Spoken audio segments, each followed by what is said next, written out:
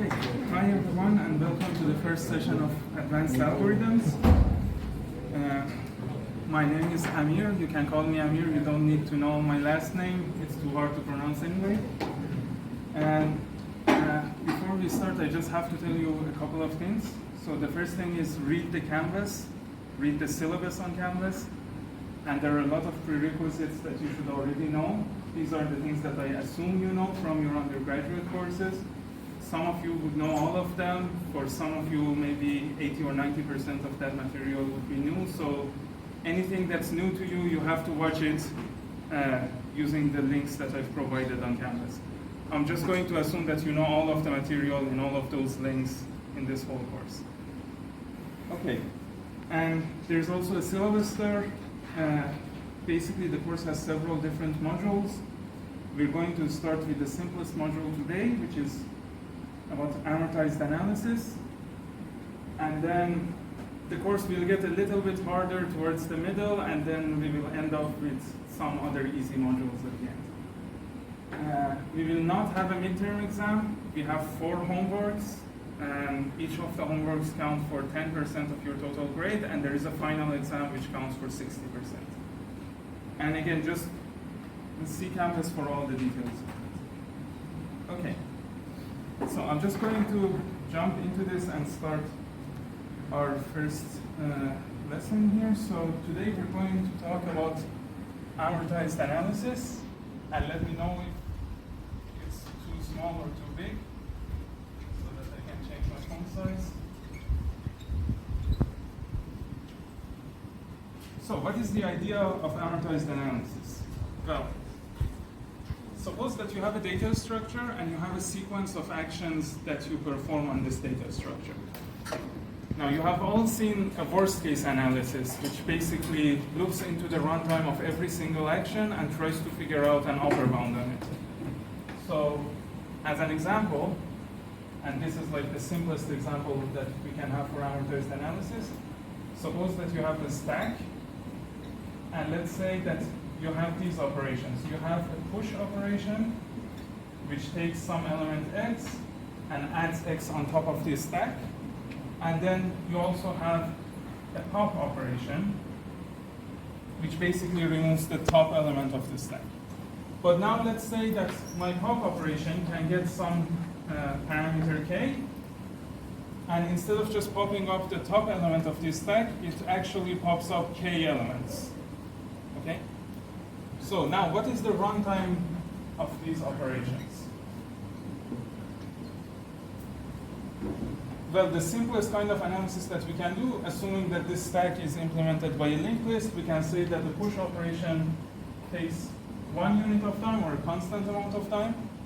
And the pop operation, well, we're popping k elements, so it would be order k. Right? And this is fine. This is like the typical analysis that we would do. But what happens if we do a sequence of pushes and pops?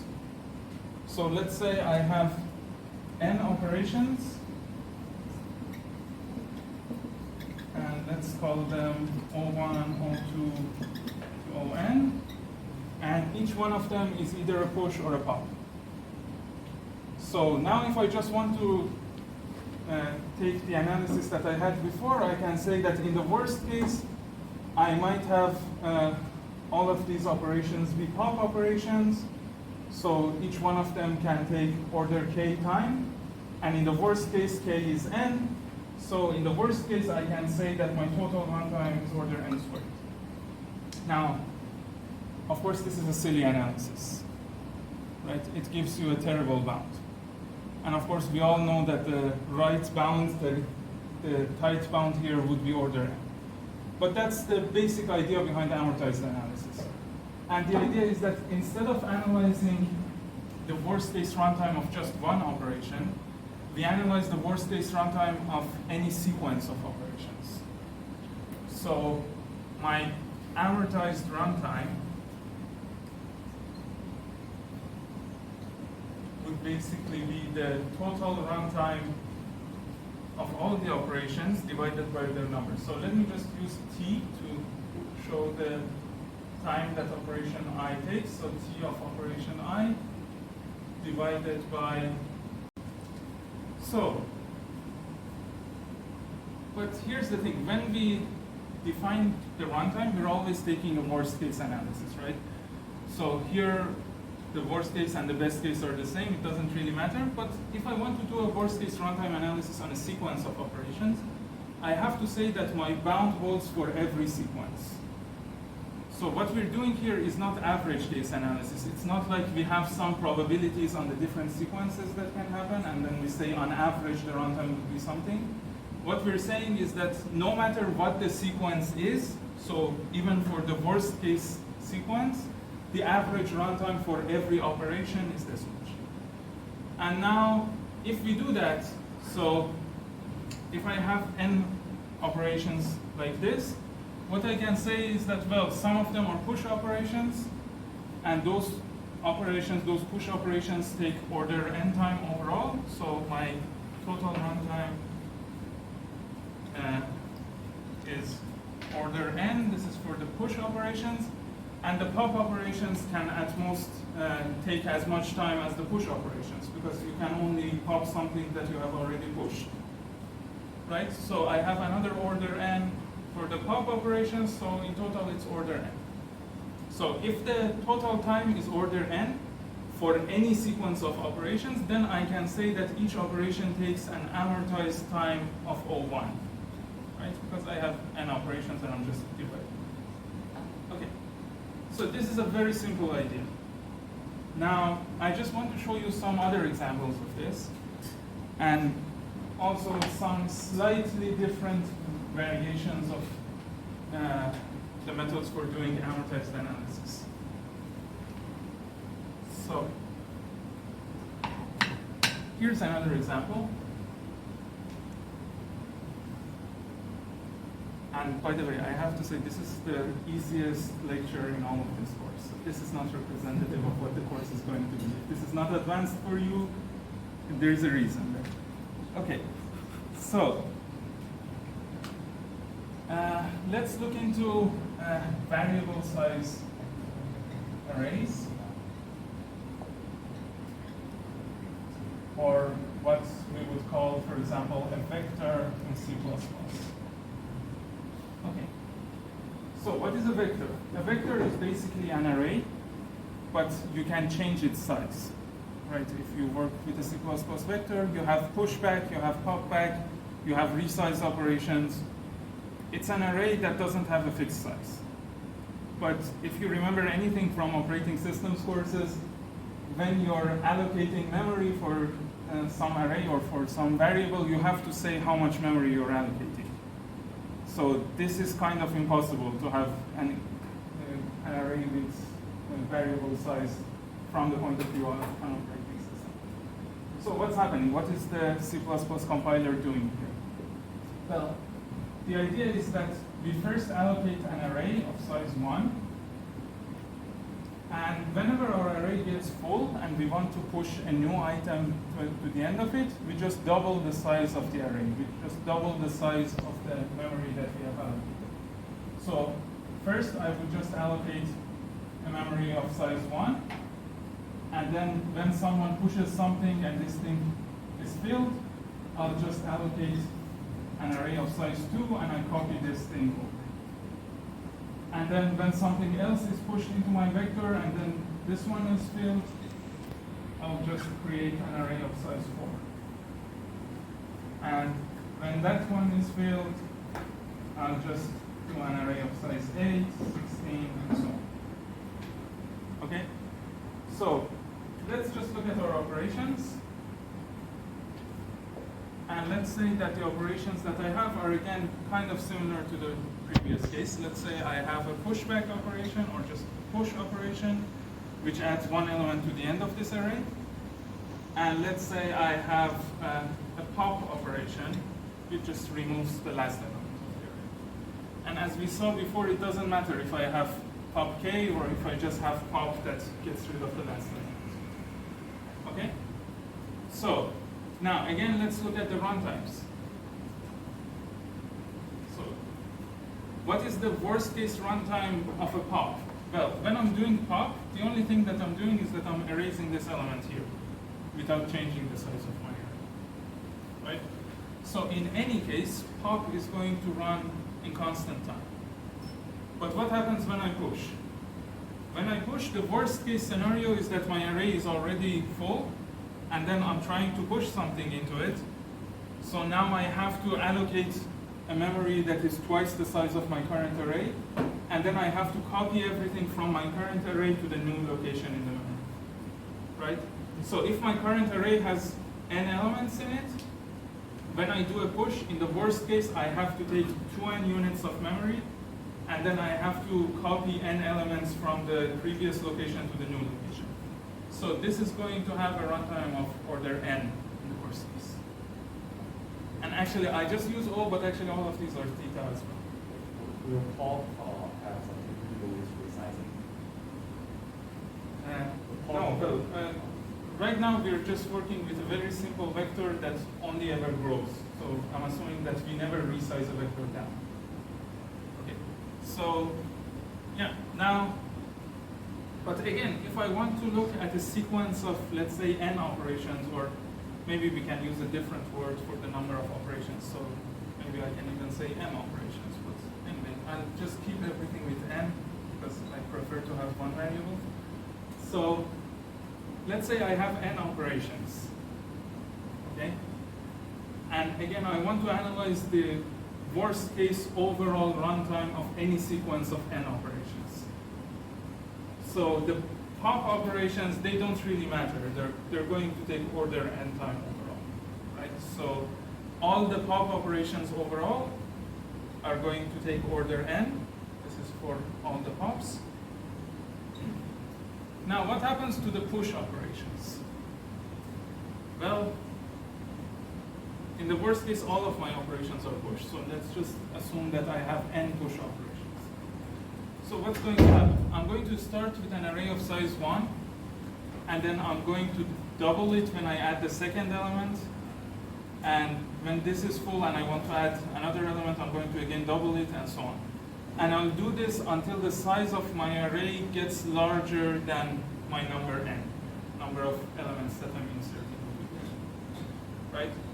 Okay, so what is the total runtime? Well, ignoring the constants and just looking at how much memory we are allocating each time. First, I'm allocating a memory of size 1, then I'm allocating a memory of size 2, then 4, then 8, and so on. And this goes on until this sum gets larger than n, right? Because as soon as I have as soon as I have capacity for more than n elements, I wouldn't add any more. Okay. So now, if I want to write this sum, it's again a very simple exercise. You have 1 plus 2 plus 4, so on, to let's say 2 to the power of k. What is this sum? It's just 2 to the power of k plus 1 minus 1. Right? So, and I did this until this 2 to the power of k got larger than n. So n is somewhere between 2 to the power of k minus 1 and 2 to the power of k. So this thing is at most 4n. Right? So all of this is again order n. So if I do n operations, I pay order n cost for pops. I also pay order n cost for pushes. So overall, my cost for n operations is order n. So we say that our amortized cost for each operation is O1. Okay? So what you saw here is the simplest case of amortized analysis, and people sometimes call it aggregate analysis, because you basically just sum up the runtime over everything and then divide by the number of elements that you have. And yeah, so this is also assuming that every type of operation has the same runtime.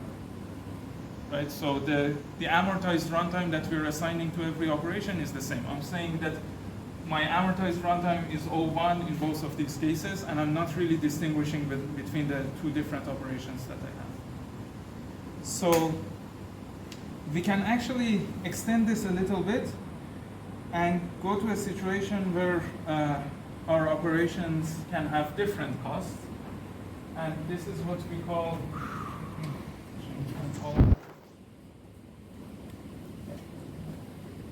So this is what we usually call the accounting method.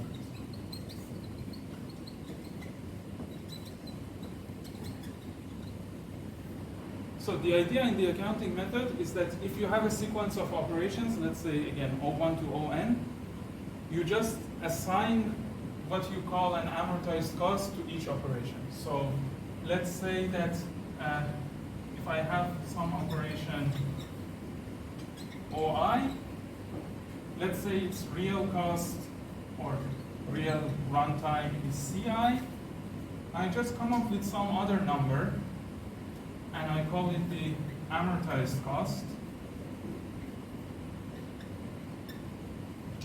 And let's show that with C hat. Okay? And the condition that I have to satisfy is that generally I want to make sure that for every sequence of operations, so for every sequence O1 to On, I want to make sure that if I sum up the amortized costs that I computed for these operations, it's going to be more than their actual costs. And these are all compound. Okay? So, yeah, that's the second way of doing amortized analysis. We can now add different costs for different operations. But what we have to satisfy is that we have to make sure that for every sequence, the sum of the costs that we actually called amortized costs and added to our accounting, let's say, is more than the sum of the real world costs that they took. Okay. So what happens if I want to analyze which one? Let's say this one with this method. So I have this runtime here, and this was like the real runtime. And now I can have an amortized runtime.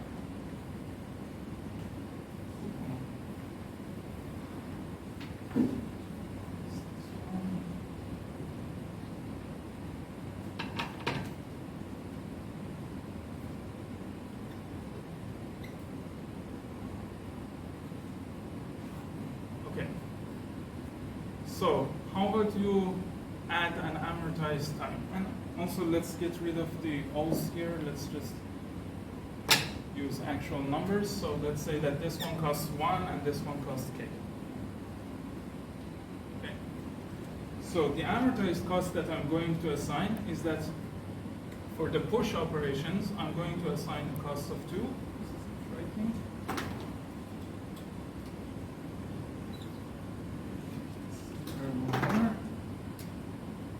For the push operations, I'm going to assign a cost of 2, and for the pop operations, I'm going to actually assign a cost of 0.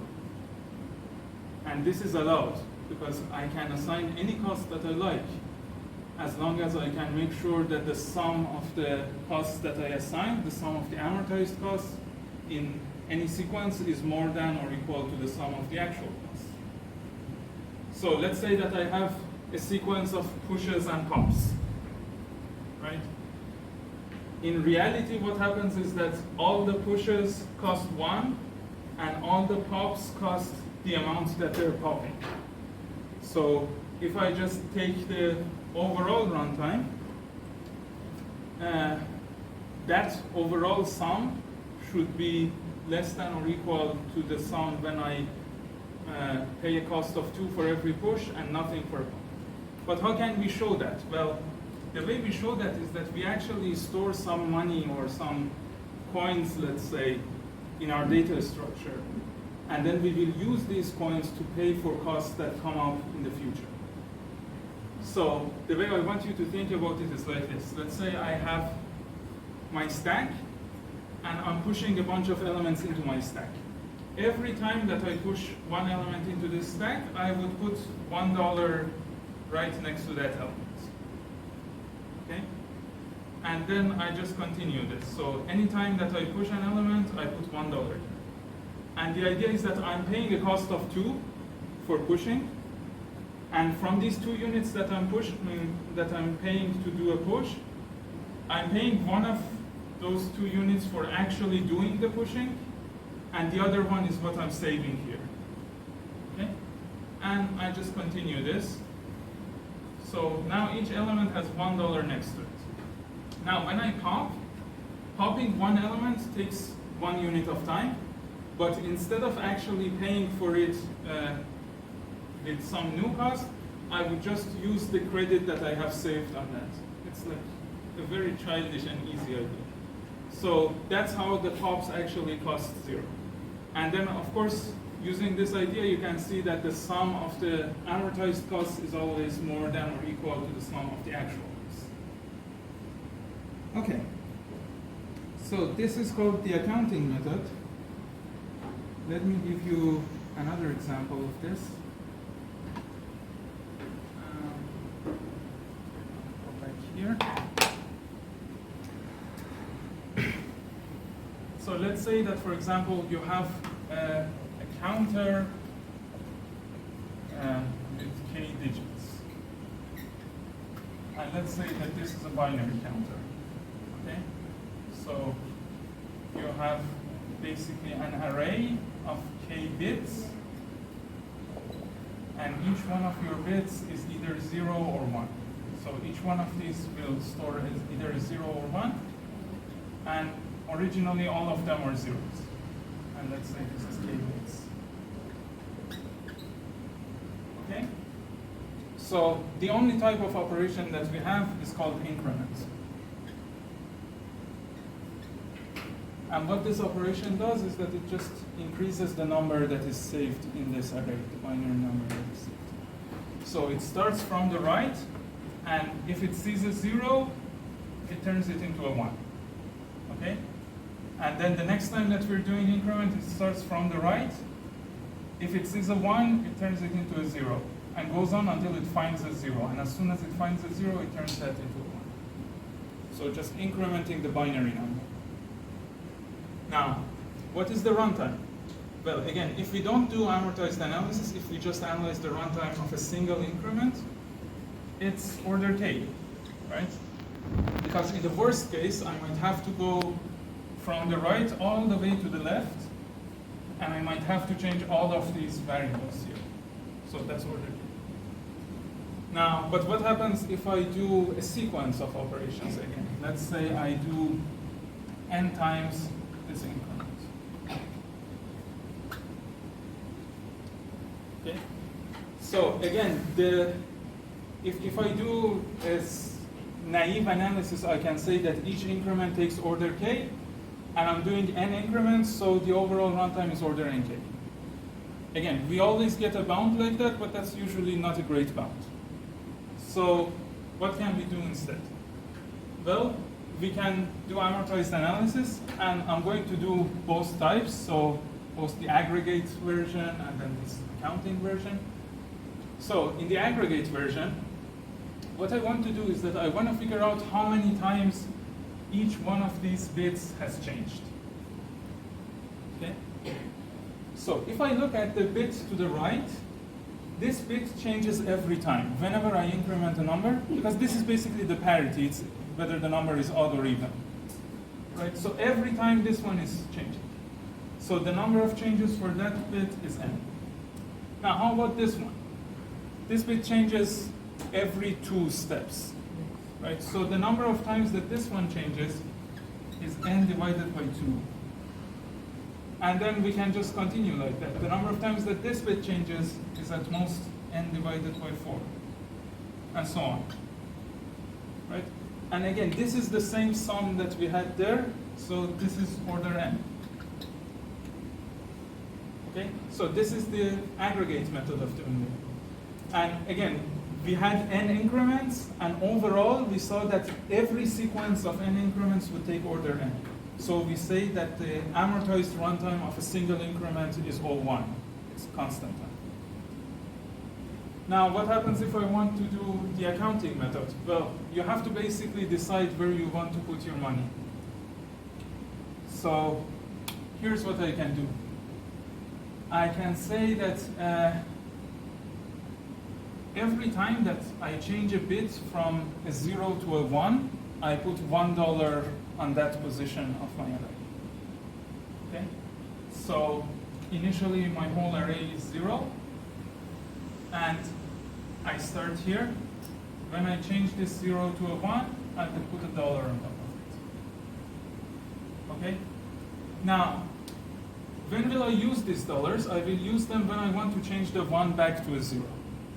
So in the next step, when I want to increment this again, I see a 1, I change it to a 0, but I don't pay any new fees for it. I just use the dollar that was on top of it.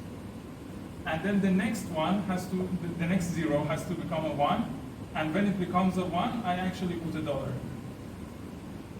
Okay? Now, how much does each of my increment operations take?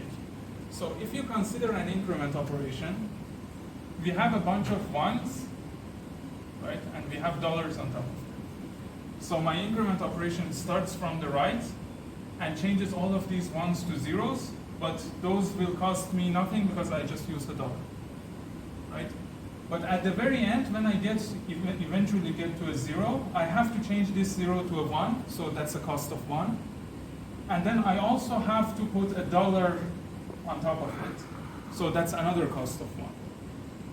So I can say that the amortized runtime of each one of my operations is 2, because whenever I'm doing one increment operation, I'm spending at most the cost of 2 overall, right? And 2 is a constant, so again, we can say that our amortized cost is all 1. Okay. Now, we can take this accounting method and we can actually make it a little bit more general. And the way that we do it more generally is actually a very simple idea. Instead of saving this money on different parts of your data structure, what happens if you just assign potential or a total amount of money to your entire data structure? Okay? So this is the idea here.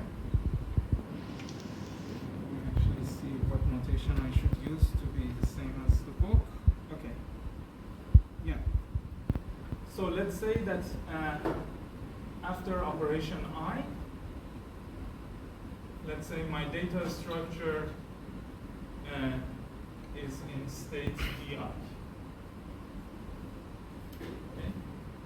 If this is the case, I just define a function phi, which is called a potential function. And what this phi does is that it takes any of these di's and maps it to a number. Okay? So I'm just assigning a potential to every possible state of my data structure. Now, what do I want to do?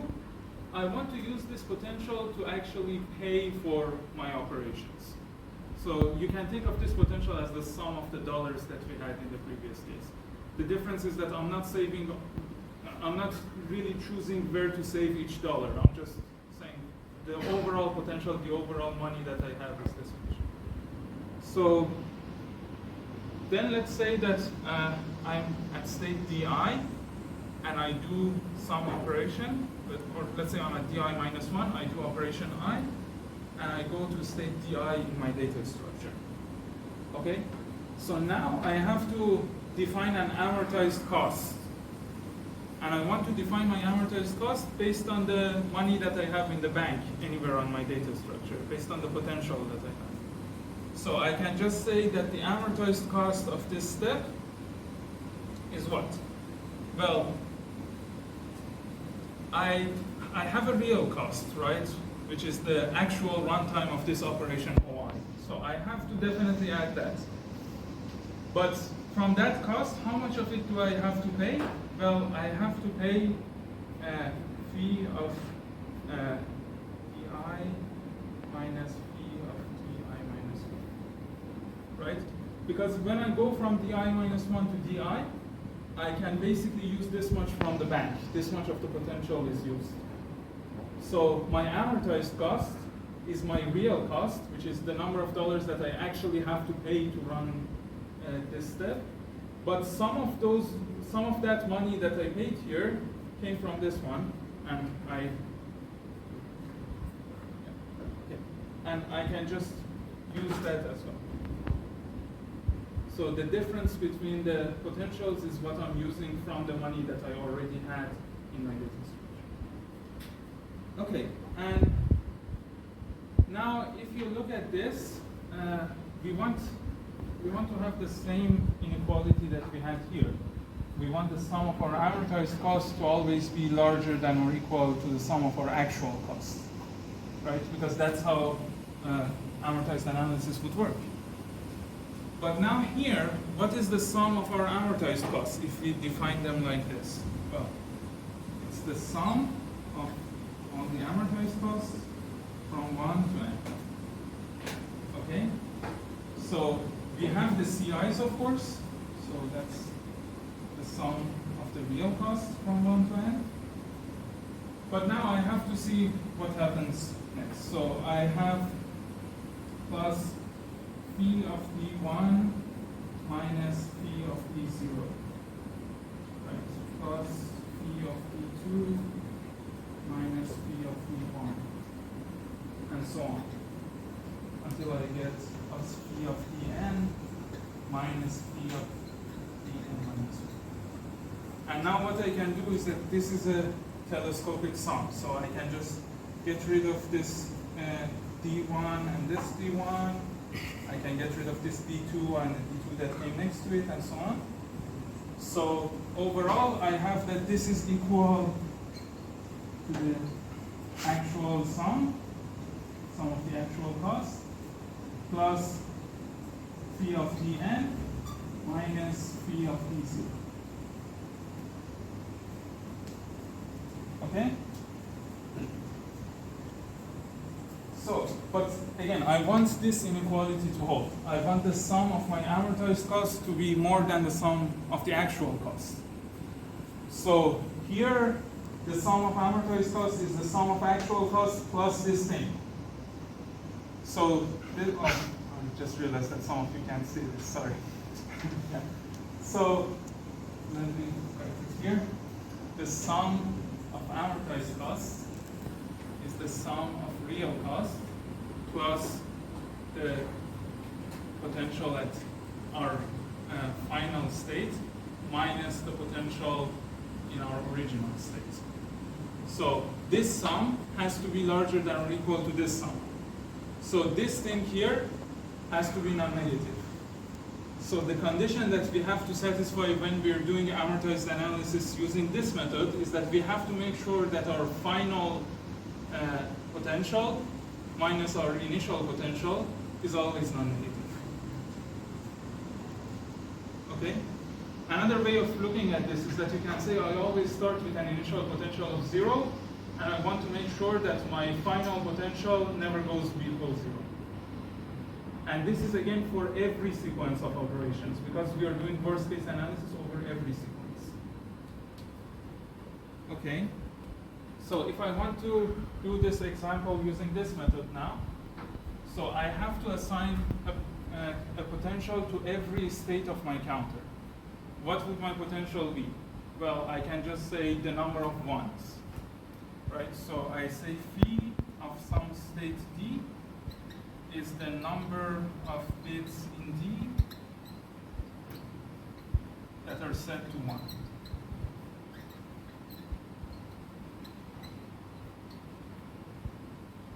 Okay? So, now if I do this, let's see what happens if I want to do my actual analysis. So let's say I'm at some state here and I do an increment. Okay? What happens to my potential? So let's say I'm at di, or again, let's say I'm at di minus 1. I do operation OI and I go to state di. What happens to my potential? So initially I had a number of ones here, right? So how much does the number of ones actually change? Well, the algorithm starts from the right, and as long as it sees a 1, it would change it to a 0. Okay? So let's just assume that we have t1s on the right. So let's say that t is the number. in this case, let's say if this is 0, then t is the number of ones that are on the right without any 0. So if I have another 1 here, it doesn't matter. T is the number of ones that I have on the far right. Okay. So if that's the case, then my potential is going to go down by t, right? Because I'm setting all of these 1s to 0s. But then at the very end, I have a 0 that I'm setting to 1. So my potential goes down by t minus 1. Okay? So in other words, the potential of di is the potential that I had at state di minus 1 minus t plus 1. Okay? But what is the actual cost that I spent? So what is the actual runtime that I spent doing this? Well, I started from the right, and at every step, for the first t steps, I changed a 1 to a 0. And then for one step, I changed a 0 to a 1. So my actual runtime was t plus 1. Okay, so in other words, ci is t plus 1. Okay, so now let's just take those things and put them here. Okay? So what is the amortized cost? The amortized cost is the actual cost plus the change in the potential that we had, right? But the actual cost here was t plus 1, and the change in potential was t minus 1. Okay? So the amortized cost is just 2. And if the amortized cost is 2, the amortized cost is a constant. It's all 1. Okay, so this is another way of doing this whole amortization. Nice. So now we have another half of the lecture, and we can do something actually interesting with these ideas.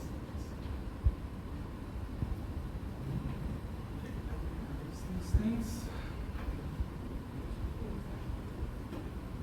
And I'm going to just tell you about the data structure, and I hope that it's new to a lot of you, but some of you will probably already know about it, especially the ones who've done competitive programming probably use it a lot.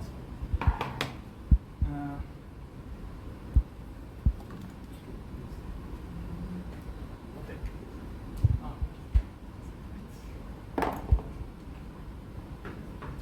Okay, and this structure is what we call a Splay tree.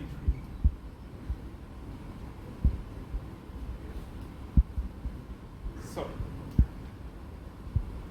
I assume that you all know how a binary search tree works, and I assume that you all know how an AVL tree works. So if you don't have that background, just watch the videos that I have linked to on Canvas. Okay, so consider a binary search tree. If I have a binary search tree, for example, let's say like this, what do I know about my elements? Well, I know that starting at every element, anything that appears in the left subtree of this element is smaller than itself, and anything that appears on the right subtree of this element is larger. Right? So what are the typical operations that we perform on a binary search tree? So let's say we have insertion. You take some element x and you have to add it to your binary search tree. Right? We have deletion. So let's say delete x. You have to remove x from the binary search tree. You can find some element x. Basically, you search for it to see whether it's in your binary search tree or not, and you return true or false.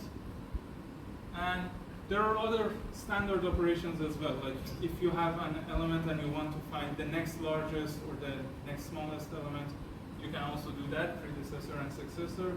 You can find the minimum element. So if I want to find the minimum element, I can just start from the root and just keep going left until I cannot go left anymore. And that's my minimum element in the binary search tree. If if I want my maximum element, I do the exact same thing, but in a mirrored way. I start at the root, and I just keep going right as much as I can, and that gives me the maximum. So I'm just going to write this. So I have predecessor, I have successor, and max and min. Okay. So how much time do these operations take in a normal binary search tree? So if I have a BST, a binary search tree, what is the worst case for any of these operations? Well, in the worst case, you can have a tree that is just a path.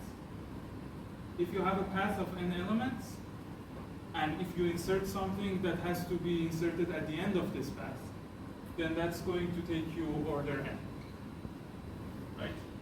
And then we can basically say the same thing about all of the other ones, right? So if I want to delete something, I have to first find it. And in order to find it, it might be at the bottom of my tree, and my tree might have a depth of n, so it would be order n.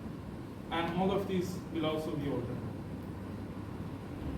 Now, if we have a balanced binary search tree, for example, let's say if we have an ABL tree, then what happens is that the height is logarithmic in the number of elements.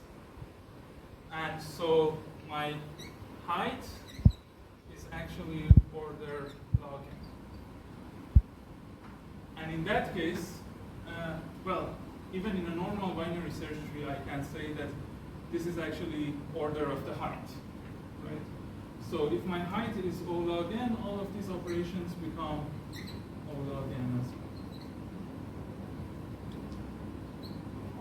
But if you remember how ABL trees work, they have to store a lot of extra data at every node of the tree. And if actually you work with other self-balancing trees, for example, if you work with, let's say, red-black trees, they have to store even more data. So what if we don't have enough memory? What if we have a huge tree and we don't want to spend any extra memory on saving extra things that are not actually part of the tree? So just to save the tree, I have to save these pointers anyway, right? I have to save pointers, let's say, to children or to parents or whatever. But I don't want to save anything extra. I want to just save the pointers, and I want to save the values that are at every node of my tree. Okay? Now, a naive way would be to just have a normal binary search tree, but then my runtime is not great. So here's what a Splay tree does. So if you remember how AVL trees worked, we had this concept of rotations, right? So you would get some node and maybe one of its children or its parent, and you would rotate your tree around it, right? But in an AVL tree, you needed to know how many children each one of these, you needed to know the depths of each one of these subtrees in order to be able to decide whether you want to rotate or not, okay? But the idea in a Splay tree is that you just rotate all the time, okay? And it might sound a bit silly, but it actually works. So let's say I start here, and let's say I want to find this element. So I start here, come all the way down until I get to this. Let's say this is x. And then I take my x, and I just do rotations until x gets to the root of the tree. Okay? So first I rotate x here, then again rotate it another time until it gets to the root. I actually have to do that with a little bit more detail for you because there are several cases. And so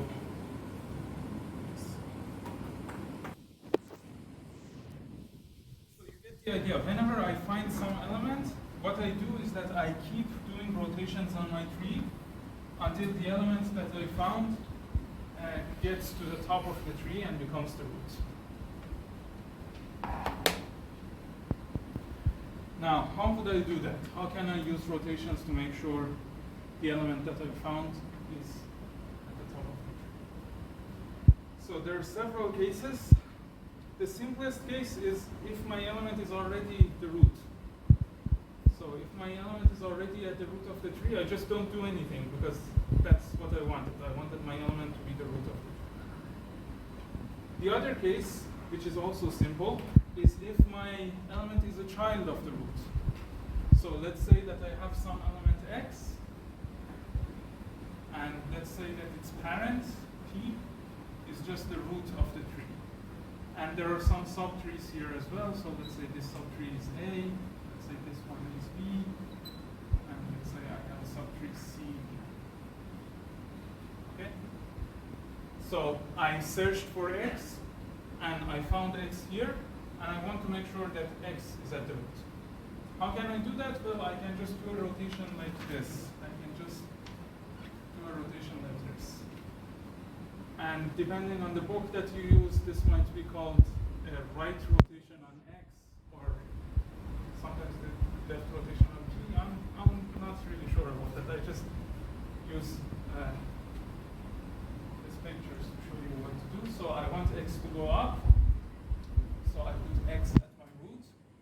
And now p is, of course, larger than x because x was to the left of p before. So p has to go to the right of x.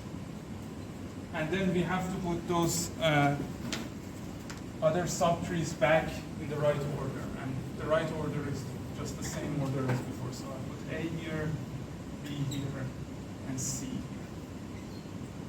You can check that this is a valid binary search tree. Because if you look at the in-order traversal, it used to be A, X, B, P, C. And now it's also A, X, B, P, C. So the order from smaller to larger elements is preserved. Okay, so this is the simplest case. Let me see what they called it. Yeah, they call it a zig. Okay, so this is called zig. Now, what happens if P is not the root? And so, what happens if x is not the root, the element that we found is not the root, and it's also not a child of the root? So, for example, let's say I have, let's say I have x here, I have x as parent, and then there's also a grandparent. Okay? And there might be even more elements up there. And again, my goal is to make sure that x becomes the root. So as a first step, I want to get x up to where its grandparent is right now, and then I can just recursively continue the same thing and just push x up the tree. Okay, so how would I do this here? Let's say, again, I have some subtrees. I'm too lazy to draw the triangle, so whenever I don't draw a circle, that means that it's a subtree, it's not a single node. So let's say I have a subtree A here, a subtree B here, some C here, and some D. Okay, how would you get x to go up there? Well, there are two ways to do this, two natural ways that come to mind.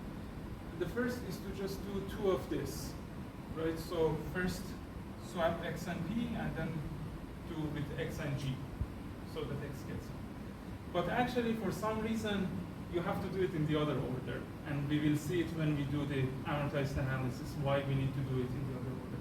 So I have to first swap p and g, so do a rotation like this, and then I do a rotation that brings x to the top. Okay? So,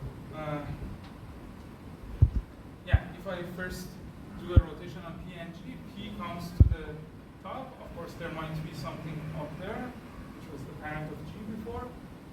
And then G was larger than P, so G becomes the right child of P.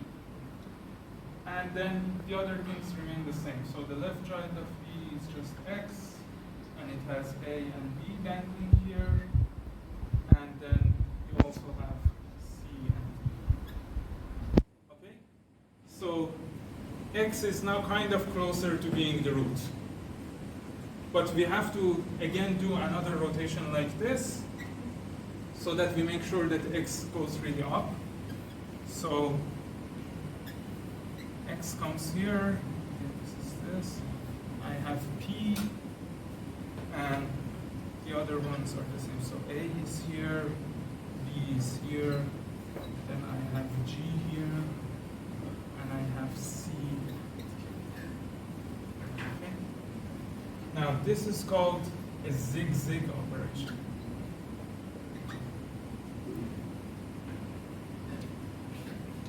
Now, I do zigzag operations only when x is the left child of its parent, and the parent is also a left child of the grandparent. Okay? Or if the situation is mirrored. So if x is the right child of its parent, and the parent is also the right child of the grandparent, then you would just do the mirror image of what I did here. Now, in these cases, we make sure that x gets to the root. And we just continue this until x gets to the root. But we have one other case that we have to also cover. And of course, that's going to be called the zigzag case. And that's when x is the left child of its parent, but the parent is the right child of the grandparent. So you have a zigzag. So let's see what happens there.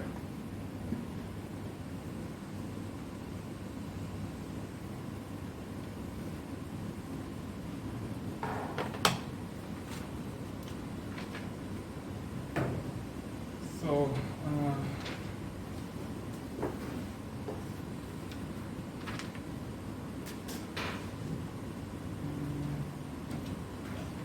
or actually, what I drew here is like this. So, x is the right child of its parent, and the parent is the left child of the grandparent. Or you can have the mirror image of this. Both of them are called zigzag anyway. Okay? And again, we have some subtrees here, A, B, and C. And my goal is to make sure that this node x gets to the root. Now you might ask, why don't we just do the same thing as before? Well, because that actually really increases the height of the tree. So I don't want to do that. This is what I want to do instead. So now I change the order. I first do a rotation between x and p, and after that I do a rotation between p and, well, between x that is now here and its grandparent. So let's first do a rotation between x and p. So x comes up, the grandparent is where it was, and there can be something out there as well. And so p was smaller than x before, so it has to be smaller than x now as well. And now we have a, b, and c. So I'll just put a, b, and c. And okay, I can also have a d here. Okay. So now x is one step closer to the root. And now I do this rotation, which takes x and g and really takes x up one more level. So I will have x here, which is now connected to whoever was the parent of g. And again, the ordering is the same. So g was larger than x, so it's going to become the right child of x. And p was smaller than x, so it's going to become the left child of x. And then we're going to have our A, B, C, and D, which were the subtrees. And again, you can just check that the ordering is right. Now, why did I do this? Because if you look here, it really seems like the tree is kind of more balanced than it was before. Whereas if we did the other ordering, it wouldn't look like this. Okay? But at this point, this is just a heuristic. I will then analyze it and then tell you why we're exactly doing these operations. Okay, so these are the three operations that I have for taking some element and getting it all the way to the root. Now, before analyzing their runtime, I want to tell you why this is even interesting for us. Because, yeah, of course, as you would expect, I'm going to show you that the amortized runtime of these operations is going to be order log n. So we can do all of these in order log n amortized time. But before doing that analysis, what makes these Splay trees really interesting? Well, whenever you access some element, you're taking that element and bringing it all the way to the root. So if you have a bunch of elements that are accessed very regularly and a bunch of elements that are not accessed at all or are accessed very rarely, what this kind of tree does is that it takes all the useful elements and brings them close to the root. So in practice, this is actually the fastest kind of binary search tree that we have for a lot of use cases. So, and these binary search trees are implemented everywhere. They're in your C++ compilers, they're in the Linux kernel. It exists everywhere, and it works really fast in practice. Okay, so one really nice property that we have right now is that the elements that are accessed regularly are at the top or close to the top. But we have some other nice properties as well. So let's say that I have a binary search tree, and let's say that I want to just break it down into two different binary search trees. Or this is what we call split trees. So I give you some number x, and I give you a binary search tree. And I tell you, give me two binary search trees, such that one of them includes all the elements of the original tree that were smaller than x, and the other one includes all the elements of the original tree that are larger than or equal to x. Okay? What we can do is that we can just find x in our tree, or find its predecessor or successor if x itself is not in the tree. And then we can just take that element, take the element x, and do these rotations until x is at the root. Right? And then if x is at the root, all of the elements in the left subtree are the elements that are smaller than x. All of the elements in the right subtree are the ones that are larger than x. So you just need to cut one pointer at that point, and then you have your two trees. So Splay trees are also interesting because of this, because you can split them. But can you do the opposite? So if I give you, let's say, two different Splay trees, and let's say I tell you that all of the elements in the first one are smaller than all of the elements in the second one. Can you merge the two trees into one tree? So let's say I have two trees. I have A and I have B. And I know that every element in A is less than or equal to every element in B. And I want you to merge these two. How would you merge them? Well, I can take B and I can find its minimum element. And then I can do these rotations. Actually, in the original paper, they called this whole process of rotation splaying. So I can do this splaying and get my smallest element in B to the top, to the root. So if my smallest element in B is at the root of B, what does that mean? That means that everything else is to the right of that root. Right? So there is nothing to the left of my root here. The left subtree of my root is empty. And then I can just take A and take its root and put it here as the left child of the root of B. I could do this in a mirrored way as well. I could take the maximum element of A, rotate it all the way up the tree, and then put the root of B as its child. Okay, so why do we use Splay trees? Because they work really well in practice, especially if you have a small number of elements that you keep accessing over and over again, and because you can do split and you can also do merge. And this split and merge are quite fast. But actually, I think you can easily come up with sequences of accesses that make a Splay tree into a worst-case binary search tree. So let's say I just access the elements from the smallest to largest, or from the largest to smallest, right?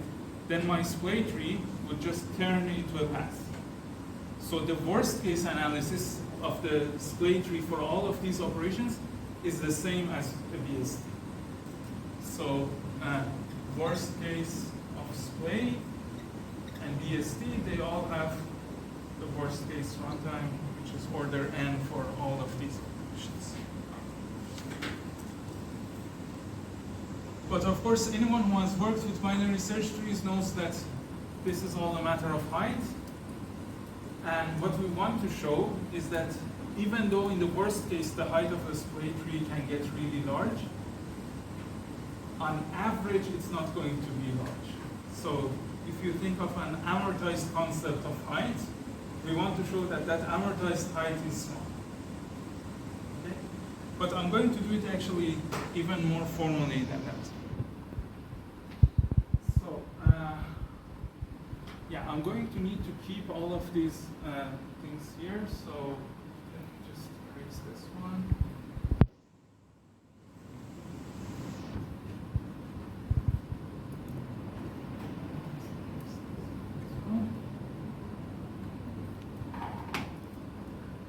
Let's use the potential method to analyze the runtime of these operations that we had here. And let's actually just analyze the runtime of the rotations.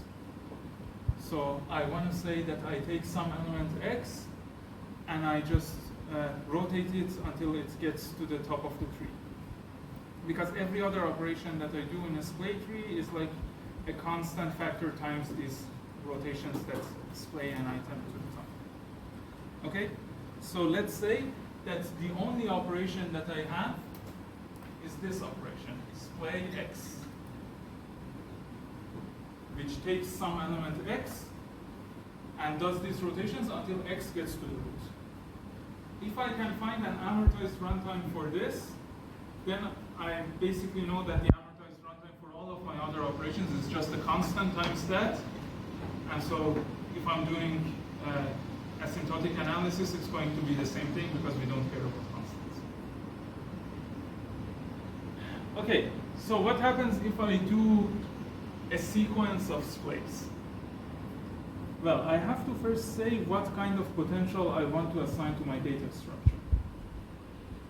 And the potential that we use is actually simple, but not something that you would come up with easily if you were just thinking about this. So let's say that I have some node R.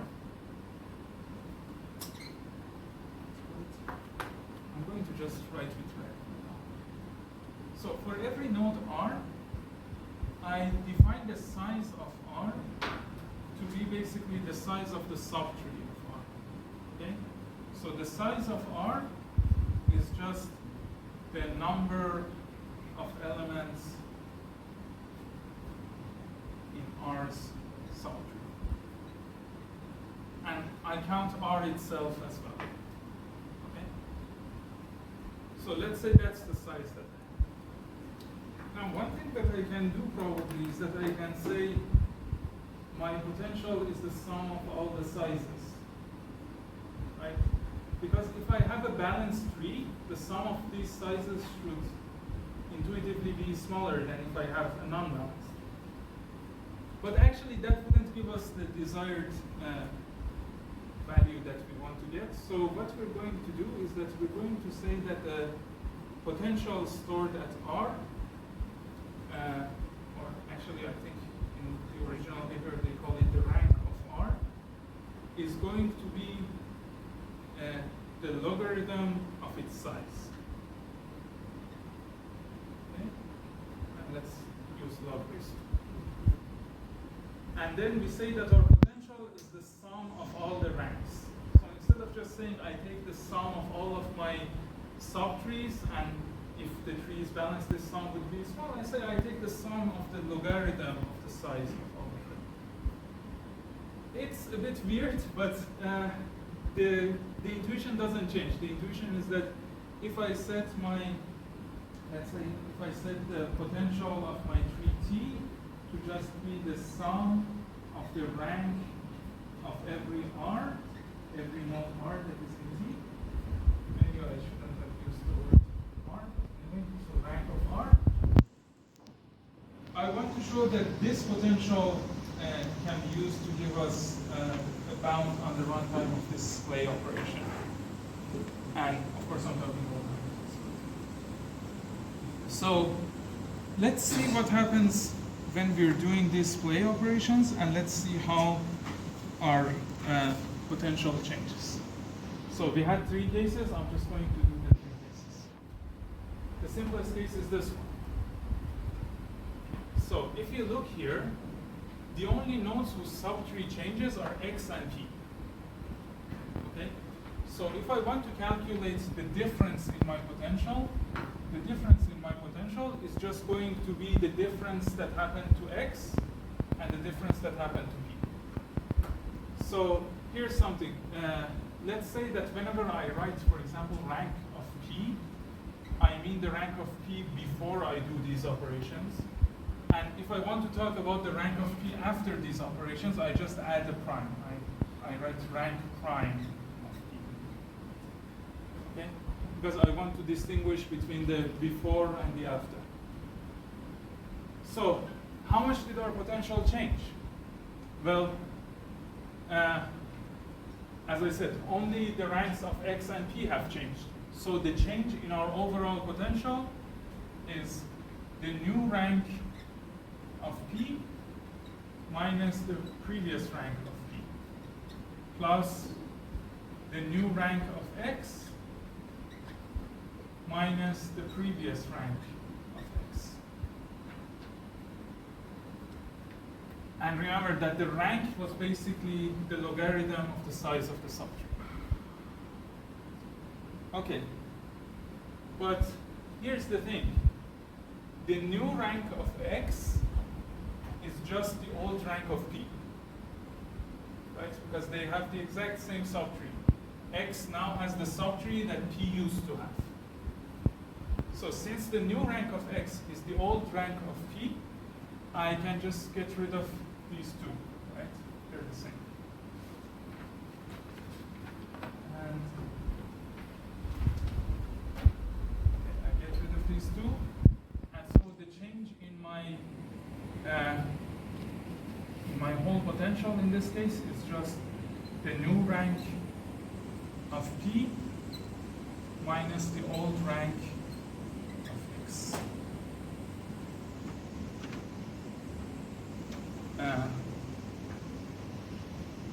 Okay, no, I'm always bad at doing these things. I removed the wrong ones. So the change in the potential is the new rank of p minus the old rank of p plus the new rank of x minus the old rank of x. And then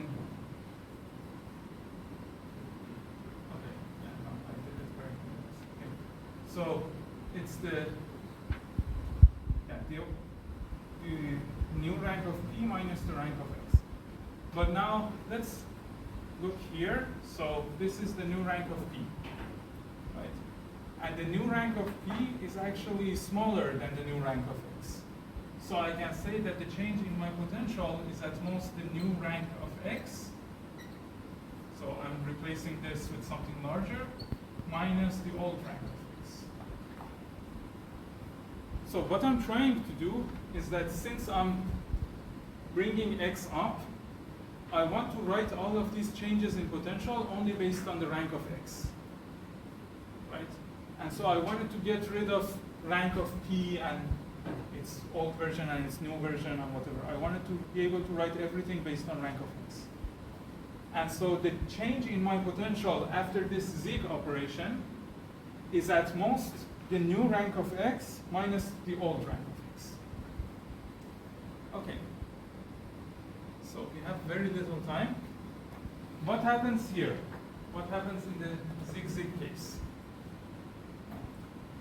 Well, here, if I want to look at the change that happens in the ranks, there are now 3 different elements whose ranks have changed. So there is x, there is the parent, and then there's the grandparent. So if I write the same thing, let me actually erase the zigzag case, because the zigzag case is very similar to the zig-zag case for the analysis. So I'm just going to do this one because we don't have time for this one. Okay, so if I do this one, the zigzag case, what is the difference that happens to my potential? The difference is the difference of potential for x, p, and g.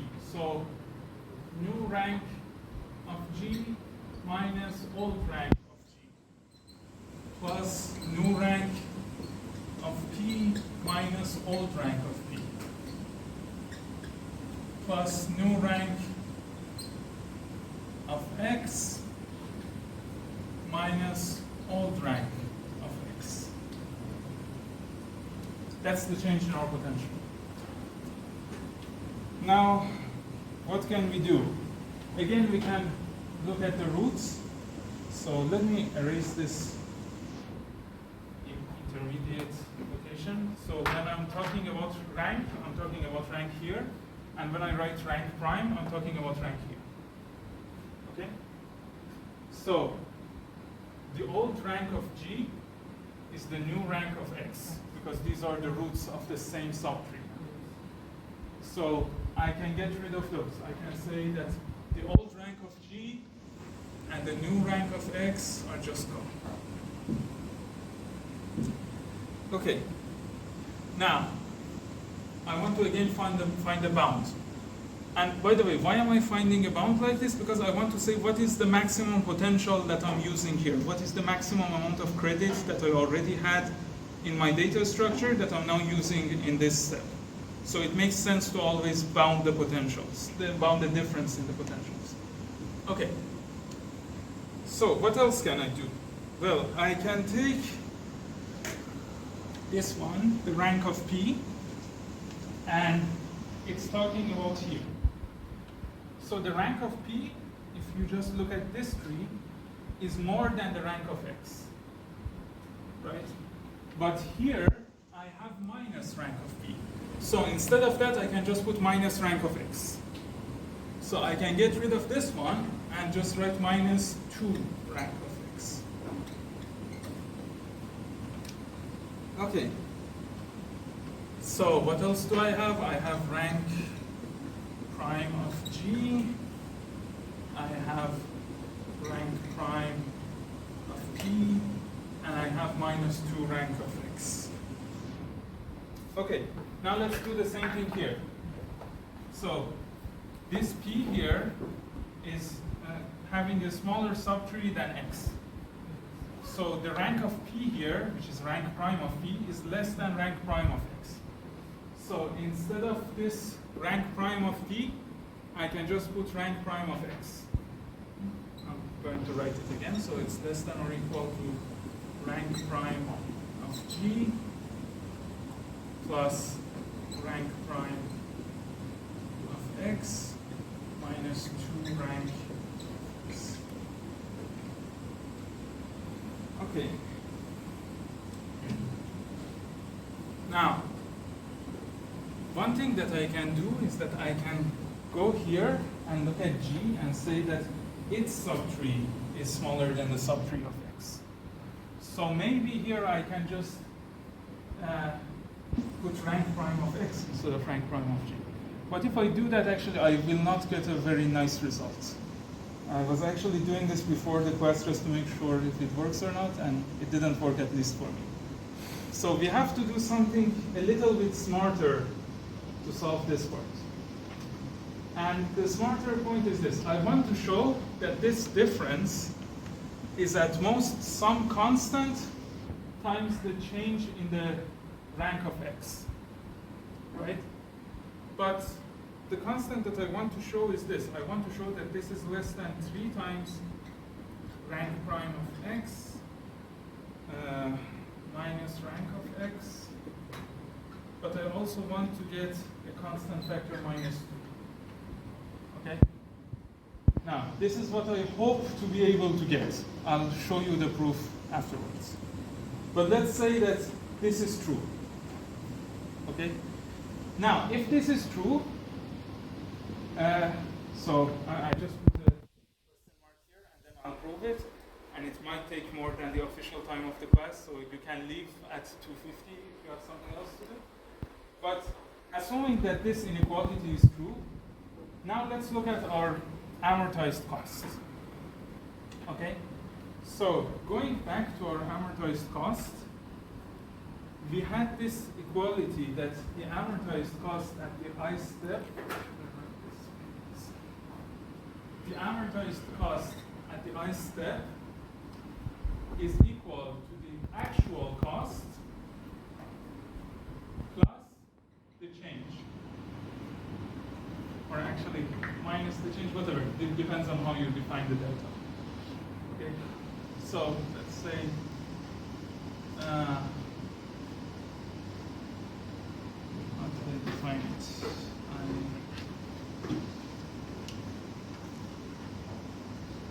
Plus. Okay. So if I want to just look at the actual costs, what are the actual costs? So when I'm doing a zig, I'm doing one rotation. Let's call that a cost of 1. It's not exactly 1, it's some constant, but we're doing asymptotic notation, so let's say each rotation takes 1 unit of cost. So this is taking a cost of 1. This one is taking a cost of 2, because there was a rotation here that I erased. Okay? So what is my amortized cost? My amortized cost here is my actual cost, which was 1, plus this change, plus the rank prime of x minus x. Okay. But what's happening to the rank of x? The rank of x is decreasing here, right? But okay, so let's just keep it like that here. What about here? Here I can say that my amortized cost is what? It's my actual cost, which was 2, because I had 2 rotations, and this is why I wanted the minus 2 there. Okay, so it's my actual cost plus my change in the potential.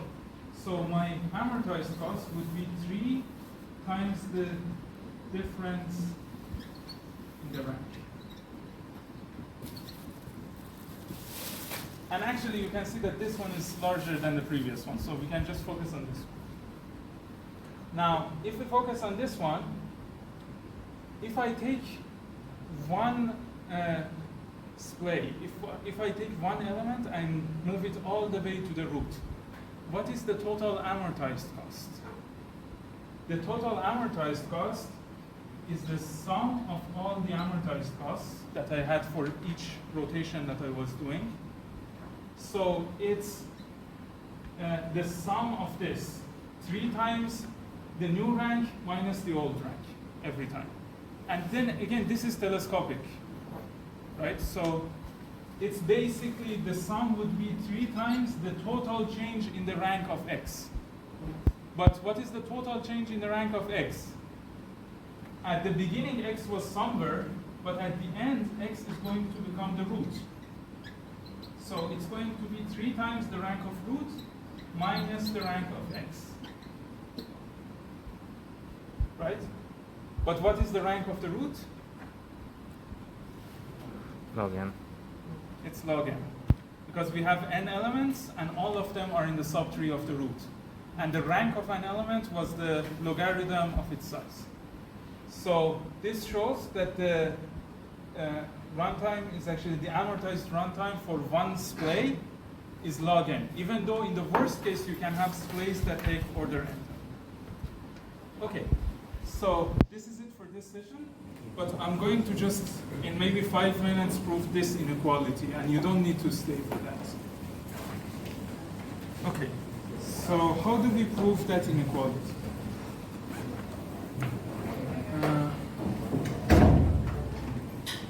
Erase the parts that I do not need.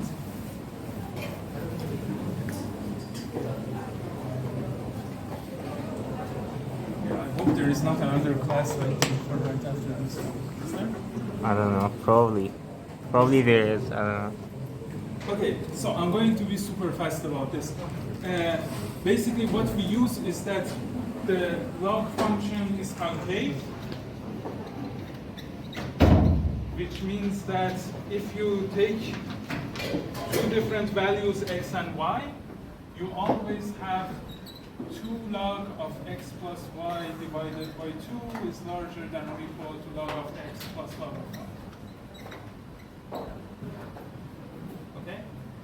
So this is what we're going to use, and we're going to look at these ranks. So let's look at this one. What is the rank of G?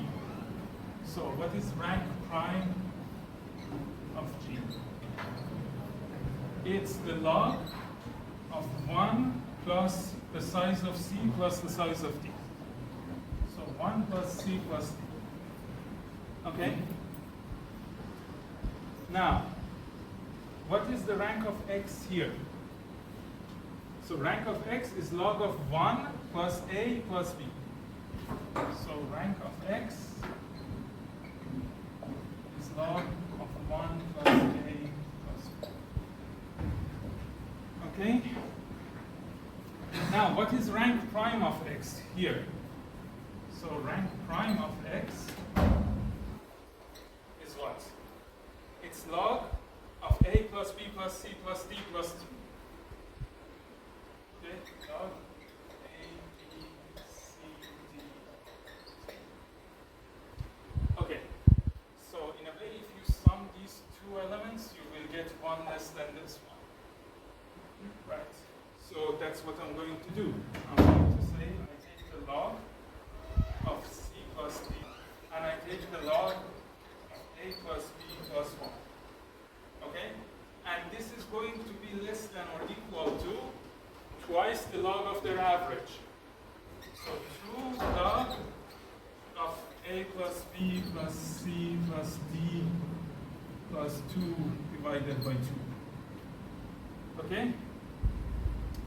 Which is then less than or equal to, well, I have 2 of this, but if I get rid of this 2 inside, I get just 2 log of all of that, A plus B plus C plus D divided by 2 plus 2 and minus 2 at the end. And now, if you plug this into this, you get this. Okay? Sorry, I don't have time to actually do it now, but this is just basic algebra. Okay.